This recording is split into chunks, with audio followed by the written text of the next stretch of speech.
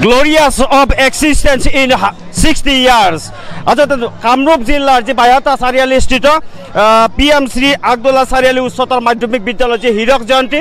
ইতিমধ্যে 60 বছৰ পূৰ্ণ কৰিলে 1965 চনতে স্থাপন হোৱা এইখন ঐতিহ্যপূৰ্ণ যে বাইহাটা চাৰিআলি স্থিত এইখন ঐতিহ্যপূৰ্ণ শিক্ষানুষ্ঠান আৰু এই শিক্ষানুষ্ঠানখন 60 বছৰ পূৰ্ণ হোৱাৰ লগে লগে দেখিবলৈ পোৱা গৈছে যে হীৰক জয়ন্তী দুদিনীয়া কাৰ্যসূচী বৰ্ণাঢ্য কাৰ্যসূচীৰে ইয়াতে আয়োজন কৰিছে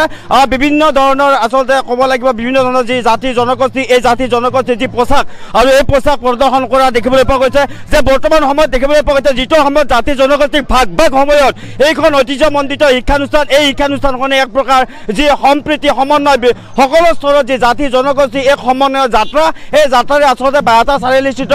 এক আচলতে সুন্দৰ মনোমোহা পৰিৱেশ মোৰ সৈতে ইয়াৰে অধ্যক্ষা বাইদেউ আছে মই তেখেতৰ পৰা কিছু মন্তব্য ল'বলৈ চেষ্টা কৰিম ইতিমধ্যে যিগৰাকী আচলতে ৰঙিয়া শিক্ষক প্ৰশিক্ষণ মহাবিদ্যালয়ৰ যিগৰাকী অধ্যক্ষ ডক্টৰ শ্ৰী পাৰ্থ ফুকন মহন্ত তেখেতে ইতিমধ্যে এই সাংস্কৃতিক শোভাযাত্ৰাটো উদ্বোধন কৰিলে মই পুনৰ কওঁ যিটো সময়ত আচলতে যি জাতি জনগোষ্ঠীক ভাগ ভাগ কৰিছে সেই সময়তে কিন্তু আব্দুল্লাহ উচ্চতৰ মাধ্যমিক বিদ্যালয়ে কিন্তু এক সমন্বয়ৰ যাত্ৰা এক আচলতে সম্প্ৰীতিৰ এক নিদৰ্শন দেখুৱাইছে অকল এক বিদ্যাৰ্থীনিকে নহয় বৌদ্ধিক জগতখন চহকী কৰাৰ ক্ষেত্ৰত কিন্তু এই শিক্ষানুষ্ঠানখনৰ অৰিহণা আছে ক'ব লাগিব বিভিন্ন স্তৰত অকল মই পুনৰ কওঁ যে বৈদ্যাৰ্থীনিকে নহয় শিক্ষানুষ্ঠান অকল শিক্ষানুষ্ঠানখন অকল বৈদ্যাৰ্থীনিকে নহয় যে বৌদ্ধিক ক্ষেত্ৰতে হওক বা সামাজিক সাংস্কৃতিক সকলো দিশতে এক প্ৰকাৰ ক'ব লাগিব এই শিক্ষানুষ্ঠানখনৰ অৰিহণা আছে মোৰ সৈতে অধ্যক্ষ আছে মই পুনৰ কওঁ গ্লৰিয়াছ এক্সিষ্টেঞ্চ ইন 60 ইয়াৰ্ছ অতি গৌৰৱজনৰে পাৰ কৰা এইখন শিক্ষানুষ্ঠান মোৰ অধ্যক্ষ আছে বাইদেউ কেনেকুৱা অনুভৱ বাইদেউ এখন মই পুনৰ কওঁ যে গ্লৰিয়াছ এক্সিষ্টেঞ্চ ইন 60 ইয়াৰ্ছ অতি গৌৰৱেৰে পাৰ কৰা 60টা বছৰ অতিক্ৰম কৰি আজি বাইহাটা চাৰিআলিৰ যি সুন্দৰ আচলতে কেমেৰা যিমান দূৰলৈকে যায় সিমান দূৰলৈকে কেৱল জাতি জনগোষ্ঠীৰ যি পোছাক এই পোছাক আচলতে প্ৰদৰ্শন কৰা দেখিবলৈ পোৱা গৈছে যিটো সময়ত জাতি জনগোষ্ঠীক ভাগ ভাগ কৰা হৈছে সেই সময়তে কিন্তু এইখন শিক্ষানুষ্ঠানে কিন্তু দেখিবলৈ পোৱা গৈছে যে এক সম্প্ৰীতি আৰু এই সম্প্ৰীতি নিদৰ্শন দেখুৱাইছে সমগ্ৰ আচলতে কামৰূপ জিলাতে এক আচলতে বাৰ্তা নিশ্চয়কৈ যাব কেনেকুৱা অনুভৱ বাইদেউ সঁচাই খুব ভাল অনুভৱ হৈছে আমাৰ উত্তৰ কামৰূপৰ আমাৰ যিমান আছে পূব কামৰূপ অঞ্চলটোৰ আটাইবিলাক যিবিলাক অনুষ্ঠান আছে শিক্ষানুষ্ঠান বিশেষকৈ আমাৰ বিদ্যালয় কিন্তু আগশাৰীৰ স্থান গ্ৰহণ কৰিব সক্ষম হৈছে তাৰ বাবে আমি সকলো ওচৰত কৃতজ্ঞ হৈছোঁ আমাৰ সঁচাই এখন ভাল অনুষ্ঠান এই অনুষ্ঠানত আমাৰ বৃহত্তৰ বাইহাটা চাৰিআলিৰ আটাইবিলাক ল'ৰা ছোৱালী যি বিভিন্ন জাতি জনগোষ্ঠীৰ আটাই ল'ৰা ছোৱালী ভাগ কৰিছে বৰ্তমান এই বিদ্যালয়ত 900ৰ ওপৰ ছাত্ৰ ছাত্ৰী অধ্যয়ন কৰি আছে আৰু ফলাফলৰ ফালৰ পৰা আমাৰ বিদ্যালয়ৰ ৰিজাল্ট খুব ভাল ফল দেখুৱাইছে আমাৰ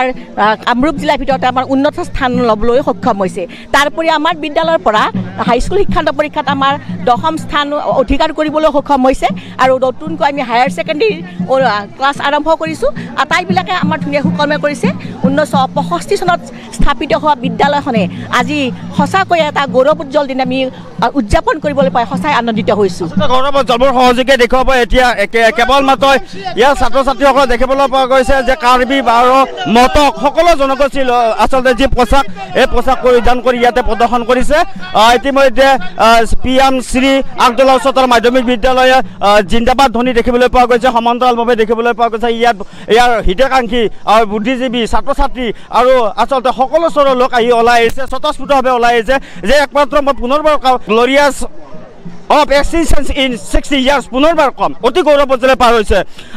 দেখিবলৈ পোৱা গৈছে বৰ্তমান সময়ত যিবোৰ আচলতে সংস্কৃতি পূৰ্বৰ যি সংস্কৃতি আচলতে মৰহি যাবলৈ ধৰিছে তেনে ক্ষেত্ৰত কিন্তু ইয়াক পুনৰুজ্জীৱিত কৰাৰ কাৰণে ইয়াক আচলতে প্ৰদৰ্শন কৰা দেখিবলৈ পোৱা গৈছে কি ক'ব এই ক্ষেত্ৰত এইটো খুব উৎসাহজনক কথা আমাৰ সাংস্কৃতিক পৰম্পৰা আমি অটুট ৰাখিব লাগিব আৰু গতিকে ইয়াত শোভাযাত্ৰাত যিবোৰ মৰহি যাব ধৰা সংস্কৃতি সেইবিলাকক কিছু অনা হৈছে ইয়াত আৰু তেওঁলোকক উৎসাহ প্ৰদৰ্শন কৰি উৎসাহিত কৰা হৈছে গতিকে এই সাংস্কৃতিক দলসমূহে ইয়াৰ এই কাৰ্যত উৎসাহিত হ'ব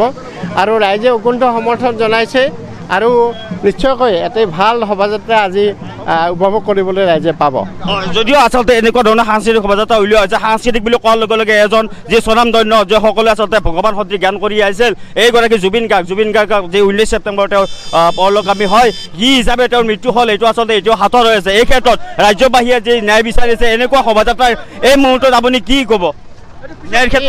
এই শোভাযাত্ৰা মঞ্চবোৰে আমি দাবী জনাম যাতে জুবিন গাৰ্গৰ যিটো মৃত্যু ৰহস্য সেইটো উদ্ঘাটিত হওক আৰু লগতে ন্যায়ৰ দাবী আমি জনাইছোঁ চৰকাৰৰ ওচৰত আৰু লগতে আজিৰ শোভাযাত্ৰাই আমি প্ৰথমতে উদ্বোধন কৰাতে ঘোষণা কৰিছোঁ যে আমি প্ৰথমতে আমাৰ অসমীয়া ৰাজ্যৰ হিয়াৰ আমঠু জুবিন গাৰ্গৰ প্ৰতি আমি শ্ৰদ্ধাঞ্জলি জনাইছোঁ আৰু লগতে আমাৰ জুবিন গাৰ্গে যি